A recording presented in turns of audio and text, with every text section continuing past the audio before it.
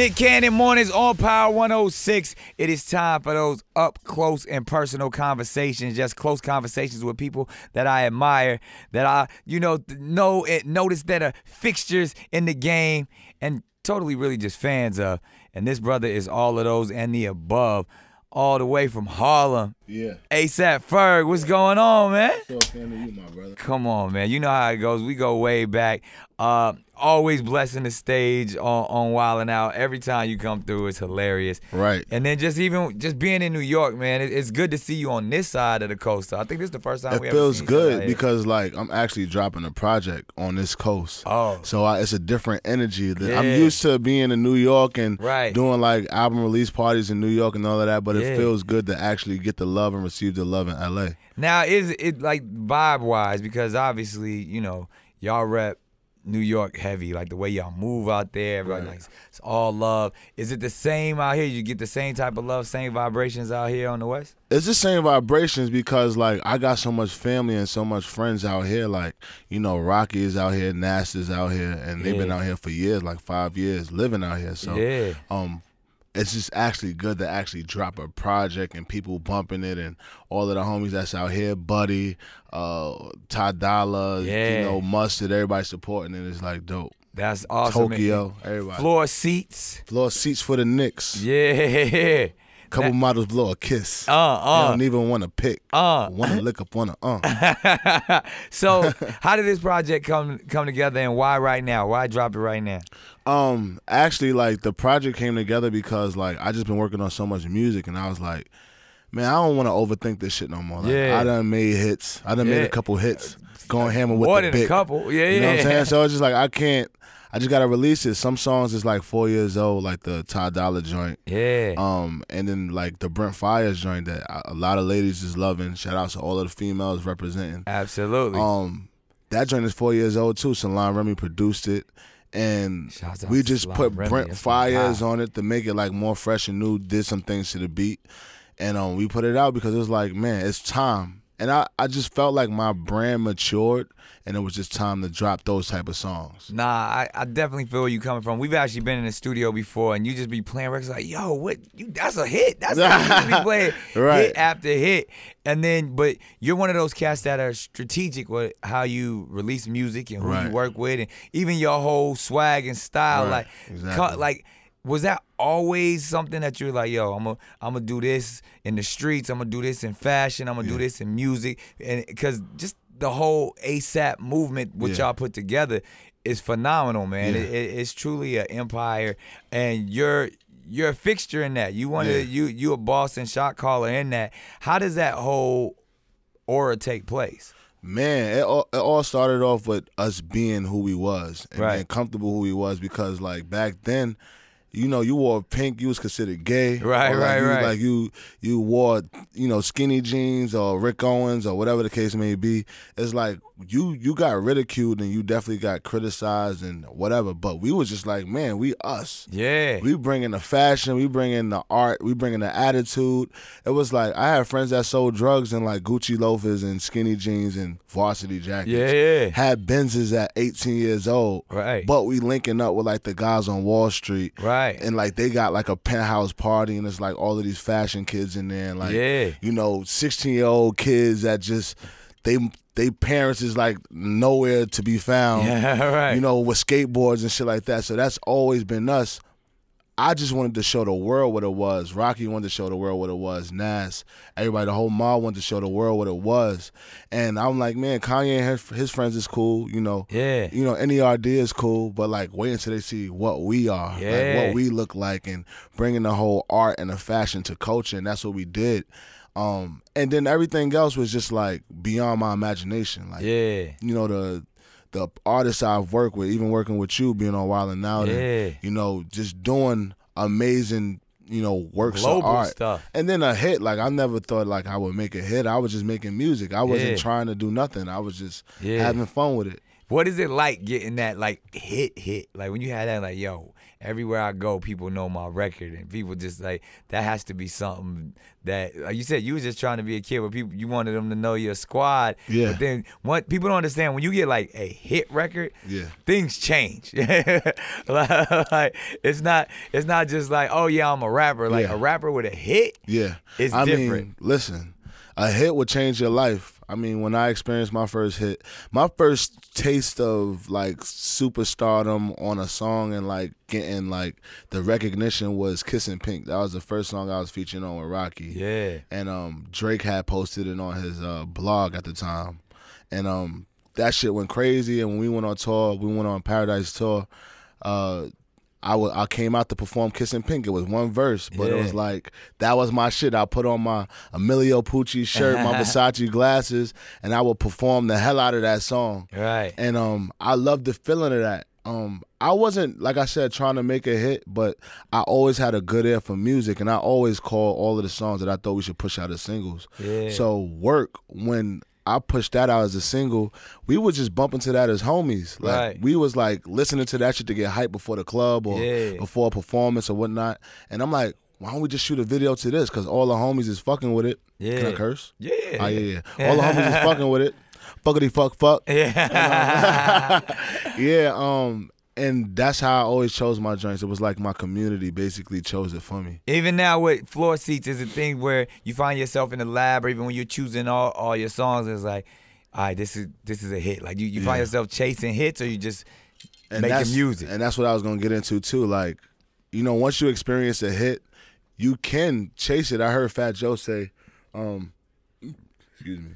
I heard Fat Joe say, like, a hit is equivalent to like a fiend on drugs. Like, you know, it's they call it a hit for a reason. Yeah, like you looking for that shit, that same type of hit. Like when you first got that hit, it always hits different. Like, you know what I'm saying? Like Plain Jane went 3 times platinum, and it worked way faster than like all my other hits. Yeah. New Level was a different kind of hit. It was slow growing, slow pace. Yeah. But like Kids in Africa was like graduating to that song and like, you know, screaming it was on a new level. Yeah. And like, you know, Work was just like the smack you in your face. Like, this is the second person up in ASAP coming to like, you know, run shit. And it was so much identity in that. It was like, all right, this dude has potential to be in the clubs and like move crowds. Yeah, because even your music and Rocky's music is completely different. Yeah, like you're probably one of the guys that like you don't hear all your joints in the club. Rocky might hear one, but people like kind of it's interesting because he has a different fan base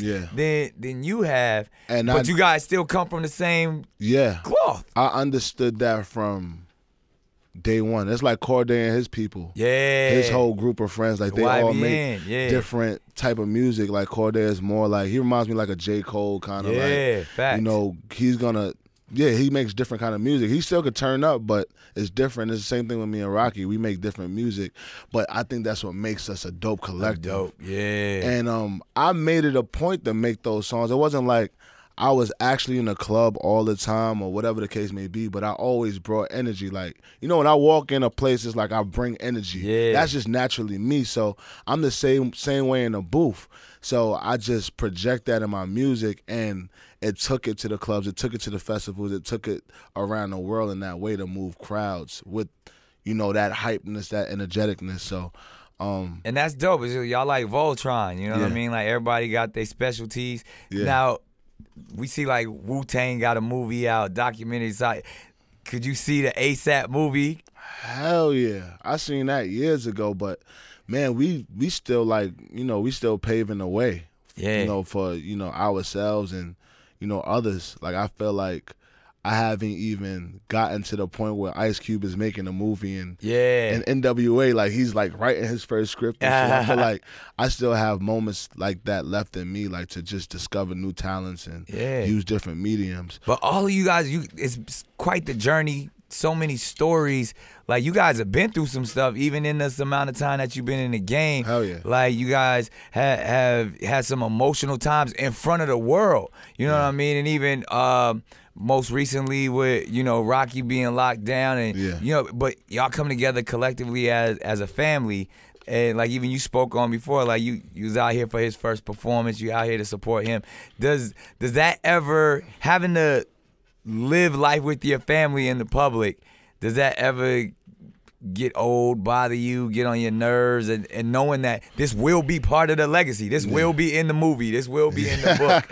Man, listen, I had to get cool with it because like I'm the type of person that like I was cool behind the camera. Like I didn't really have to be in front of the camera. I'm more like of a team player. Like I went to school for fashion, art, and design. Yeah. So my natural being is like designing and putting my designs on the people for the world to see. Like you know, the designer come out at the end of the fashion show, bow, 2 seconds, and say he peace, back in the back. He not even fly, he not jiggy or nothing. Yeah. So it's like when the world chose me to be like a front man and be like, yo, we love Ferg and this, that, and the third, I had to like rethink my life real quick. Like, hold up, like shit, I wasn't ready. I wasn't ready. Like, you know, now you see it like Virgil, he's like a front man too. Like he's gonna DJ a party, so he gotta get dressed up and shit. He's not just the traditional, you know, fashion designer that comes out and bow. Yeah. So it's like times change. Like now you shoot your video, now you take pictures, you know your art direction and everything. So facts. That's what I am. Yeah. And, the total package. Yeah, the total package. Like when you come to do something, it's like a collective of like, because before you would be an artist that gets signed, there's an A&R department that makes sure your music right. There's a marketing department to make sure now they put your music all that right. Shit themselves. Then like you got a stylist, all this stuff. So you do all of that. But a team is definitely like, I'm going to say this because a lot of people don't say this. Like when you're an artist and like even like yourself or like a successful person, a team is definitely in place. I got my manager Dion, like T Ferg, my uncle, like, you know, Shani that's at the label, and Hope, and just these different names and peoples, and C's, my friends, all my homies. We all come together and we figure out how to make a great product and how to make a great tour and how to make great tour tees and how to make everything. And this is what I can't do everything myself. I may have the seeds to plant it, but they gonna make sure that shit is watered. Like when I'm going away and I'm moving. So I'm learning how to delegate more. One, and also back to the hit. I ain't want to leave this out. Yeah. You know, when you're an artist and you discover hits, that's the easy part. I feel like for me, really, it's the easy part. But like, what's not easy is like still being on edge. Oh, right. It's like you can't make that edge go away, and you can't be scared to experiment and challenge your listeners because you have hits. Right. And that's what I'm doing more of. Like, people be like, yo, like Ferg, like, man, we want the old trap lord, this, that, and third. I get what they're saying because it was more probably experimental. Yeah. It was like, when I first made my album, I was trying to make scores for movies. Yeah. Like, I would, like, fucking watch Jungle Fever and pause it on the part where, like, Wesley Snipes is looking for his brother in Taj Mahal. Yeah. And that's how I made Cocaine Castle, because you know, Taj Mahal was a big-ass crack house. Yeah. And I was just trying to make scores for movies. So, that's like, dope. Once you discover a hit, sometimes you so used to that, like, endorphin or, like, that fucking dopamine that just goes to your, I said endorphin, and dopamine that go to your brain of pleasure, of feeling that, and you just want to keep fucking making that same type of thing. Yeah. But it's like, nah, fuck that shit. Like, don't even expect for the world, don't even expect for me to make the same type of shit. Right. Like, I'm not going to lose y'all. I'm going to, like, keep trying to make dope shit. You challenging yourself as an artist. But I want to make fire shit, like, and that's what I'm doing with this project. Like, you hear the production is different. I'm going and you get out. You can work with whoever you want to work with. Right. So, like, in building a project, when you know you have that type of access to whatever producer from Murda Beatz or whoever, you know, like, I know y'all. It's funny you said Murda Beatz because Murda Beatz is going on tour with me, one. Yeah. And two, Murda Beatz is such an amazing producer, and he feels gun-ho to, like, create these same songs that people love. And I'm like, yo, bro, we have hours and hours of conversations on the phone.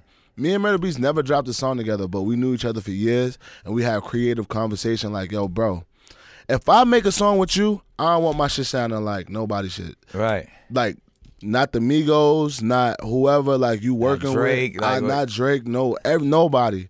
Like, we gonna push shit to the boundaries. I mean, I'm pretty sure they doing the same thing with him too. Like, yo, we want that different shit. I don't want the world doesn't need another 3 6 Mafia BPM record. Like, I love Juicy J to death. I love Memphis rap, everything, but we need to challenge each other. Like, that's what Kanye was doing with like fucking 808s and Heartbreaks and Dark Yeezus and all of that shit. Like, we pushing sound and like the way we listen to music. Like, so you're a big Kanye fan? Huge Kanye fan. Yeah. So, and I always ask this, getting into it, like influence, and that flows into the top 5 of who your favorites are. But like your 5 biggest musical influence. And is that the same as your top 5 MCs? No. It's different. Ooh, so let's break that down. Let's go 5 musical influences and then your top 5 MCs. 5 musical influences. Number 1 would have to be Lil Chic. I don't know if I would say Nile Rodgers by itself or like Lil Chic as a group. Because like Nile Rodgers by itself done creative for David Bowie, albums, Madonna, different people. And then Lil Chic gave us like all the disco shit we loved, Studio 54 era. Yeah, facts. They wrote Freak Out because they couldn't get into Studio 54. So they went back to their room and they fucking said Freak Out. Which was really fuck off. I got that. So that's one. That's one. I would have to say musically influenced David Bowie. Oh man, I love Star Child. I would have to. And see, people wouldn't think these would be people's influences for ASAP Ferg, but keep going. All right, David Bowie, Pharrell, absolutely, Kanye, right, Biggie.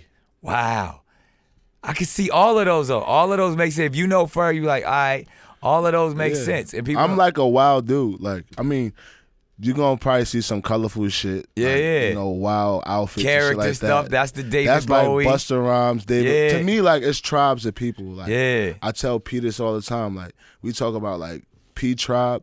P is like, to me, P is like Dallas Austin. Like Lenny Kravitz. Like Q-Tip is in there. Q-Tip.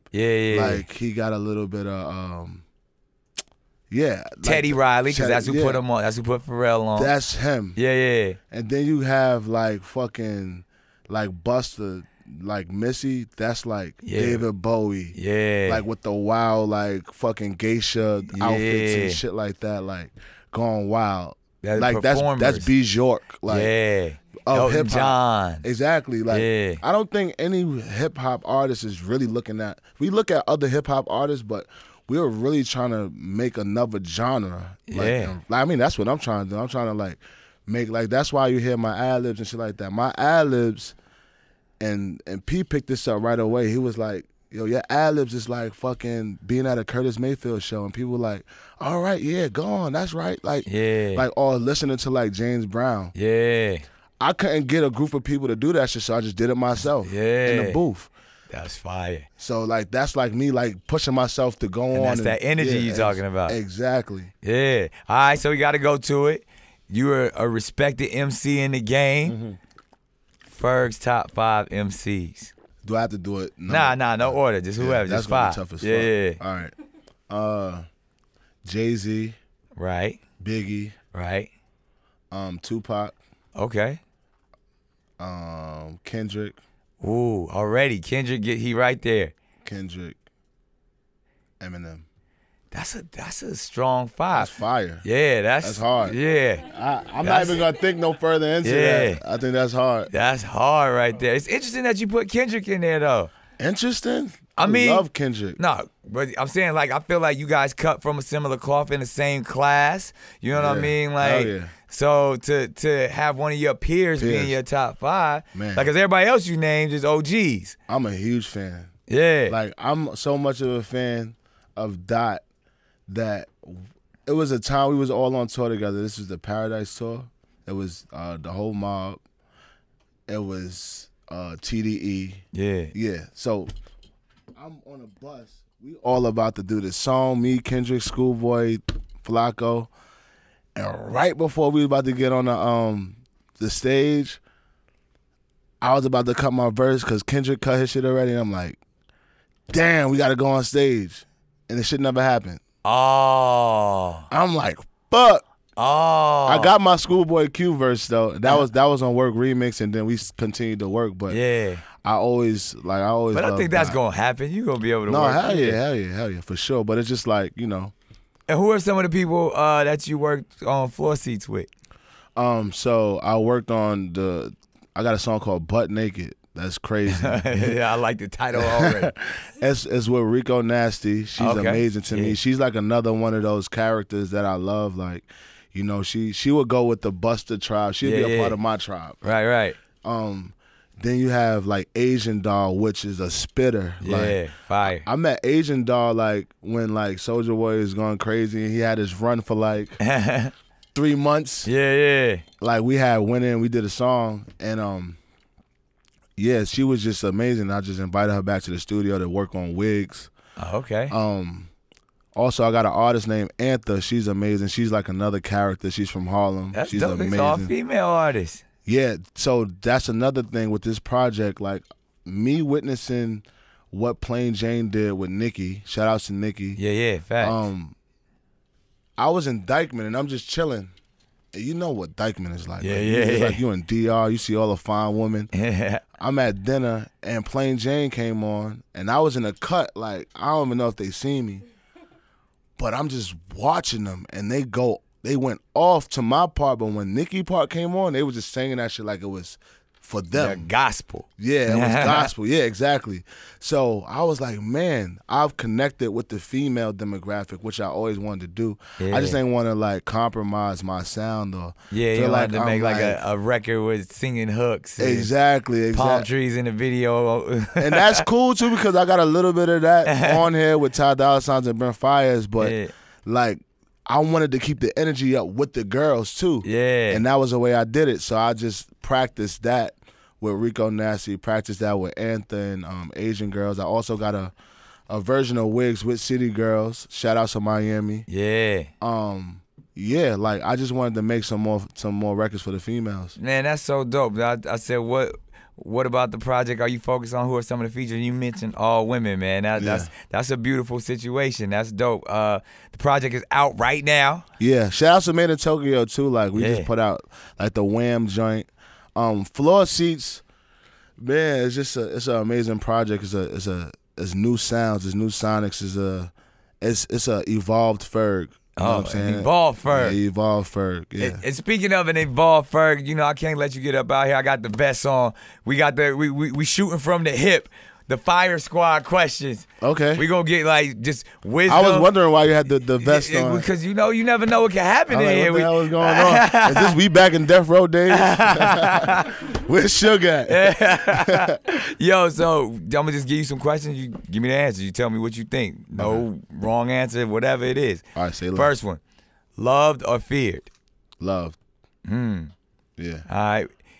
Fear. What's Ferg's biggest fear? What's Ferg's biggest fear? Ferg's biggest fear is Ferg's biggest fear is being scared to create. Yeah. Or being scared to unleash whatever I create. Yeah. Yeah. Because I feel like once you get scared to do anything as an artist, you're done. Yeah. Because you're the voice. Like that's what you'll no longer be an artist. Exactly. It's your perspective. Like always show your perspective. That's dope that your biggest fear is to not be fearless. Yeah. Like cause you already fearless. It's like you want to maintain that as an artist. But it's so easy to get there because as you get bigger and your voice gets louder and you say one thing and everybody listens. Just like now we have to walk. You got to be responsible tread for lightly. what you say. You have to be. But it's like, fuck that shit. Like, I'm going to post on Instagram and fuck up on my grammar sometimes. Yeah. It's like sometimes I'm going to not know shit. Yeah, ain't nothing wrong with that. Sometimes I'm not going to know shit that's in the news and everything that's going on, but I'm always willing to learn. Yeah. And that's I'm a human being. Sometimes that vulnerable. Sometimes people make us bigger than what we we signed up to be. Like, us signing up to artists, we don't know what we signed up to be, but people just make us like fucking gods, literally, and like, no, we're human beings. Nah, that's real. Yeah. Speaking of being human beings, the worst job you've ever had? Worst job I ever had was working UPS. What? Wait, I never spoke about this. You work at UPS? Yes. Now, didn't Biggie say you shouldn't do that? Wait, he said that in what song? No, he's like, what it was like, you can get a job, the post office hiring UPS. Like, yo, bro, I work UPS, man. And that shit was like, shouts out to all the UPS and postal service people because we need y'all. Yeah, facts. I need my mail. Yeah. But check this, like, what really UPS is hiring. That's what Biggie said. The way I got through that job was like, yo, being a slave is worse than this. Whoa. I'm like, if a slave made it through and Frederick Douglass made it out, and you had to escape. Hip hop was your underground world. Northern Star and fucking made it to New York and shit, became famous and put a book out. Like, I can fucking make it through this job. That's how you thought about it. That's how much pressure was on you. So much fucking boxes. Shit was heavy, and they want you to move like machines. Like the shit we doing by now, they should definitely have like a machine to actually could do it. Facts. Just moving, just picking up boxes all day. I'm sweating. I'm cutting my hands. Like, my gloves is ripping. Like, 8 hours a day. 8 hours a day. I don't even, like, me talking, like, to my buddy or whoever I was, like, loading the trucks up with was, like, the best part of the day. Like, really? Because you get, like, an hour to fucking go sit in some funky-ass lunchroom. Wow. And eat potato chips or whatever lunch you bring. But I saved all my checks, though. I saved all my checks and I quit that shit. I was working like a slave. I was so focused. I was tired of being broke. We waiting on Yeezy lines and shit like that when we was kids. Right. We was trying to like buy sneakers that was $350. I ain't have no bread, but I'm spending my money on shit like that. Right. I'm like, man, I'm a broke ass fly motherfucker. I need to get my shit together. So and you did. I went and got me a job. I had like 7 checks stacked. Right. Came out that motherfucker balling, you heard? And the rest is history. Exactly. UPS is hiring. Facts. Go work there if you try to get your shit together. Thank you, UPS. Because it'll make you not want to work ever again for nobody. All right. Best piece of advice you've ever received? Work like a slave, live like a king. There it is. That Unc over there, OG, he had them words for you. Hey, he got so many words for me. Man, that's the backbone right there, T. Ferg. All right, so worst piece of advice you've ever received? Damn. I don't know. I can't even think about that because that shit goes in one ear and out the other. If it don't make sense, it don't stay in me. It don't register. Yeah. Nah, that makes sense. All right, favorite movie? Favorite movie? God damn. Favorite movie? Shit. I would have to say my favorite movie would have to be Godfather. Oh, word? Because it's like 3 movies. Yeah. Somebody like else said Godfather. I hate to say it, I think it's a little overrated. Nah. And I love it. I love Francis Ford Coppola, but it just, because I'm a Scorsese guy. Me too. So like Wolf of Wall Street. Scorsese is more artistic. Yeah, like, he shoot from here like. Yeah, and the pace, like the Godfather, Coppola with the wide shots, the dark lighting. I'm with it. Al Pacino, but do you forget that like it's a movie? Like these is actual actors. It's like shit that I see them do. I'm like, are they acting or are they just hanging out? Like yeah. Nah, it was phenomenal. And then there's a dope ass documentary about the making of the Godfather. Word. And how like Francis Ford Coppola almost got fired like 3 times off of that movie because he was just doing shit so unorthodox. Like you talking about, like the studio's like, yo, what are you doing? Like this don't even look like a movie. Yeah. Yeah, and it's like, look at that shit. It's like I'm hanging out with them. Like I feel like I'm with Michael. I feel like I'm Michael Corleone when I watch that shit. I'm thinking like fucking like shit. I'm gonna have to kill my own brother. Like shit. Like man, I'm thinking about all this shit. Like. I feel like I'm there, and then they go to Miami, and then the colors and shit. Yeah. Yo, that fucking scene where they left the horse head in the bed. Oh, in the bed? That shit was so beautiful in like a gloomy way. Yeah. Like it was like fucking beautiful like silk sheets. Yeah. This nigga's luxurious. You see the big ass house, all the gold trimmings and shit like that. And pull the bed. And then like back. They sent their conciliary early on. They said, "Yo, bro, you better fucking give homie the role, right. or else." Yeah. And they left the fucking horse head in his bed. Yeah. Like, that's amazing, bro. Nah. And they said, and then like the motherfucking he really loved his movie. The motherfucking who it was like a politician. There was a politician where they killed this bitch in the fucking bed with him, like. Just to let him know. And they're like, yo, bro, like, we told you yesterday, like, get your shit together. Nah, hey, Godfather's definitely up there, man. And then when I come to think about it, too, and he loves this movie. Hype Williams is going to hate me for this, but I always wanted to know if he got the part where Tommy went into the stall to get the gun out the bathroom. Remember in Belly? From The Godfather. From The Godfather. He had to get it from there. That's exactly where he got it from. And he gonna hate me for this too. Nah, I ain't gonna do it. He talking about, go ahead. I love Hype. We movie talking. We love Hype. Belly's a classic. You know what I'm gonna say, the other part. The Scarface. Oh, yeah. I mean, but I think he was paying homage. I think he purposely. Okay, did that. Yeah. But what was amazing at the end of Belly, and I'm going into Belly low key. Yeah. That's one of the favorites too. That's one of my favorites. Right. At the end of Belly, the speech. Oh, the voiceover, yeah. Fire. Yeah. You know, it's crazy. I'm just a little bit of insight because I've talked to Hype and even a few of the editors of that, you know, Hype was doing his own thing, kind of like Coppola. The studio didn't give him the rest of the money to finish it. The ending of Belly was supposed to be more spiritual than it was. So the speech is actually really a spiritual speech about the nation and about all the state of our society. Like really it's like he was going into another dimension. Right. And buns and all of that stuff and the way like the world was But I felt that though. You still felt it through yeah. But he wanted to visually show that to us, but you know, the studio's like, I feel like that whole like Tommy going to join a nation and all of that shit was spiritual. Like, we seen this. He didn't have no type of belief system. Yeah. He was just like, yo, fuck that. I'm dropping fast. That's your man. That's your man. Your kid can't eat books. Your kid can't eat books. Yeah. And it's like, bruh, relax. And he relaxed towards the end, and like he still was on some bullshit because the feds had him, but like we could talk movies all day long. All right, biggest guilty pleasure. Candy. Yeah, I'm right there with you. Yo, what's yours? That shit is so fucking bad for you. Yeah, nah, I know. Tell me about it. I would have to say sour powers. Anything in the sour family. Right there with you. I'm right there. The fruit sour. I got candy stores in my house. Like that's how bad I got it. That's bad. I'm not going to your house. Like in the New York crib, you pull up, it's a candy store, a full-on joint. So I'm right there with you.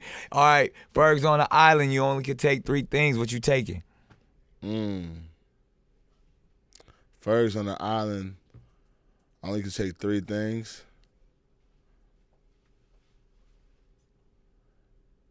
Then the first thing that come to mind is 3 women. I love it.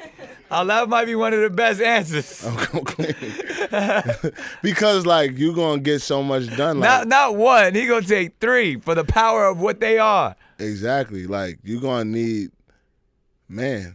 You're going to need to hunt with You're going to create a whole new nation. You have your I'm thinking about Castaway. He was lonely. Yeah. Wilson couldn't do it. Yeah. He going to take that's a brilliant answer right there. All right. Favorite cuss word? Fuck. That's everybody's favorite fucking cuss word. Yeah. Yeah. Best word that describes you to wrap it up? Innovative. I would have to agree. There it is. ASAP Ferg, innovative indeed. Yo, make sure you going to tour. It's going down. You're going to be out there with Murda Beatz. Murda Beatz, MadeinTYO. And then, of course, man, that innovative floor seats. It's out now. Get to it. Close Conversations. Power 106, Nick Cannon Mornings. Let's go.